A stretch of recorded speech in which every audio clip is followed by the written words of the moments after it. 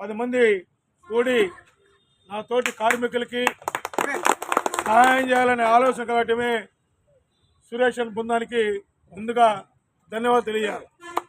ఎందుకంటే స్వార్థపూరితమైన ఆలోచన కలిగినటువంటి రోజుల్లో నా తోటి కార్మికులకి ఏదో ఒక పద్ధతిలో సహాయ సహకారాలు అందించాలనే ఆలోచన కలిగి ఈ సొసైటీని ఏర్పాటు చేసుకొని ఈ కాళహస్తి పట్టణంలో 3 సంవత్సరాలుగా తన అవగాహన మేరకు తోటి కార్మికులు సహకారం అందించినందుకు నిజంగానే హ్యాట్స్ ఆఫ్ చెప్పాలి.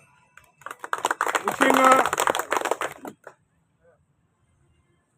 స్వాతంత్రం వచ్చి ఎన్ని సంవత్సరాలు గడుస్తున్నా మన బతుకుల్లో మార్పు లేకుండా ఇవాళ రోడ్ల మీదకి వచ్చేటువంటి మనం అనేక రకాలైనటువంటి ఇబ్బందులు పడుతున్నాం. పర్టికులర్గా మీకు చాలా తెలుసు.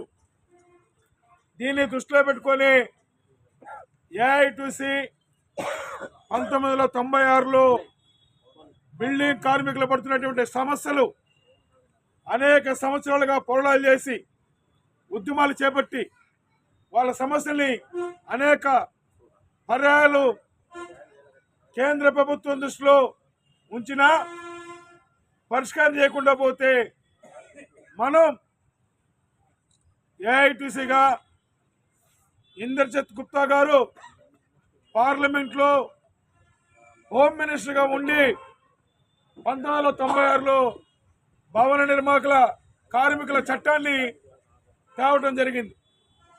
ఆ చట్టం యొక్క సారాంశం మనం తెలుసుకోవాలి.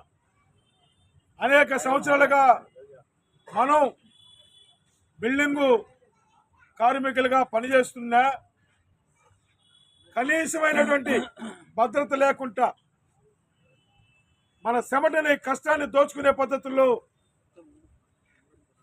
ఎవరైతే బడా బిల్డింగ్ కార్మికులు ఉన్న బిల్డర్స్ ఉన్నారో, పెద్ద పెద్ద భవనాలు నిర్మించేటువంటి కాంట్రాక్ట్ ఉన్నారో, మన కష్టాన్ని చెమటని దోచుకునే పద్ధతుల్లో వ్యవహరిస్తూ ఉంటే మనకు ఒక భద్రత లేకుండా పోతే దీనికి ఒక చట్టం ఉండాలా.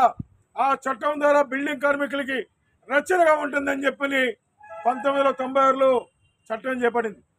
ఆ చట్టం ద్వారా మనకేదన్నా పనిచేసే క్రమంలో అపాయం జరిగితే, ఇబ్బంది జరిగితే ఆ చట్టంలో ఉన్నటువంటి మనం కట్టేటువంటి ఏదైతే బిల్డింగు కన్స్ట్రక్షన్ చేసేటువంటి సజ్జరూపంగా కట్టేటువంటి అమౌంట్ని జమ చేసి దాన్ని ఒక కార్పొరేషన్లో ఓడేసిన దానివల్ల దాంట్లో వచ్చే డబ్బుని మన కార్మికులకి వెచ్చించాలని చెప్పని పార్లమెంట్ చట్టం చేపడితే కొన్ని సంవత్సరాల పాటు ఆ చట్టం ఇంప్లిమెంట్లోకి వచ్చింది.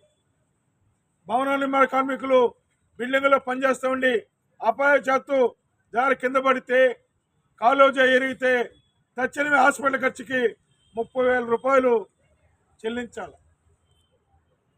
అపాయశాత్తు చనిపోతే దాని ఖర్చులకి 50,000 రూపాయలు చెల్లించాలి.